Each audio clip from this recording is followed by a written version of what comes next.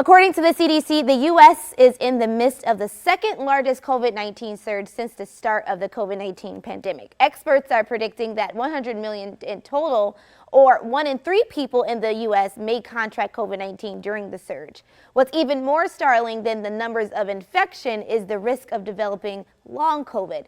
A recent U.S. Senate Health Committee hearing revealed 16 million Americans are living with long COVID today. So Dr. Philip Levy, professor of emergency of medicine and associate vice president of translational science at Wayne State University, is joining us this morning to kind of weigh in on this. Good morning, doctor. How are you? Good morning, Lamai. I'm doing well, thank you. Yeah. So what exactly is long COVID, and why do people need to know about it, know about long COVID, especially during this time?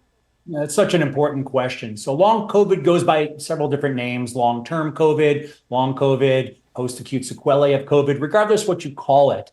It's a constellation of symptoms that develop in the weeks to months after people recover from the initial COVID infection. So while somebody is experiencing a headache, cold, cough, runny nose, sore throat, fatigue, muscle aches, whatever they have, and that goes away for, after 3 to 5 days of the infection, it's the symptoms people experience beyond that. So they may have persistent confusion or disorientation or so-called brain fog. They may have persistent coughing or even shortness of breath with minimal exertion.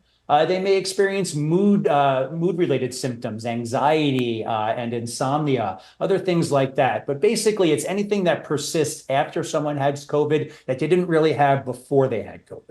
Yeah. And it's important for people to know because these symptoms can be quite disconcerting and they can affect people's daily lives. I mean, imagine you were fine before you had COVID, and then in a month or two after you have COVID, you can't even muster enough, breath to walk your dog. That's got to be very disconcerting. Yeah, and so who is at risk of developing long COVID?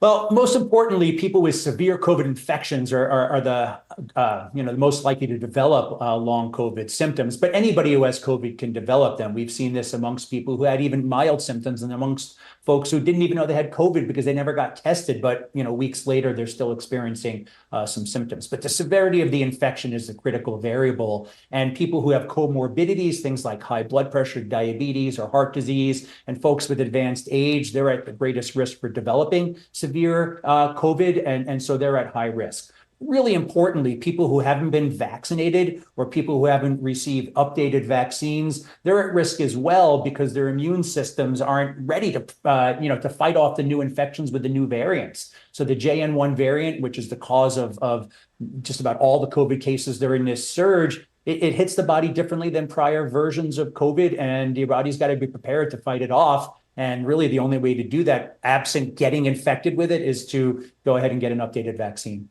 Very interesting. What can people do to prevent long COVID? And what is the best time? When is the best time to get COVID vaccines? So I'll start with the second part. The best time to get a COVID vaccine is now, especially if you haven't ever been vaccinated or if you haven't received one of the updated vaccines within the past, 3 to 6 months. But unlike other respiratory illnesses, there's not a respiratory season per se for COVID. We know that influenza, RSV, they tend to peak in winter months, and then the infections kind of go away. That doesn't happen with COVID, even though we see cases on the rise in winter because people, especially in cold communities, are more likely to be around each other inside, and that increases the risk of transmission. COVID infection can happen at any time. So you can get a COVID vaccine regardless of the season that you're in, and it'll still have good benefit. Important to remember that the best timing in relation to a prior infection is about 3 to 6 months after that infection has completely dissipated. Now, people still may experience long COVID symptoms, and it's okay to get a vaccine while experiencing long COVID symptoms, and it may actually help mitigate some of those symptoms down the road. Yeah, very interesting stuff there, doctor. Where can we get more information? So vaccines.gov is a fantastic resource. It's been around since the early days of the pandemic and continues to be very relevant today. It provides great information on COVID, changing variants over time, updated vaccines, and perhaps most importantly, it's a link for people to get information on local resources and even make an appointment to get a vaccine in their own community. Definitely. All good information, guys. Thanks for watching. Stick around by subscribing today and don't miss a single video.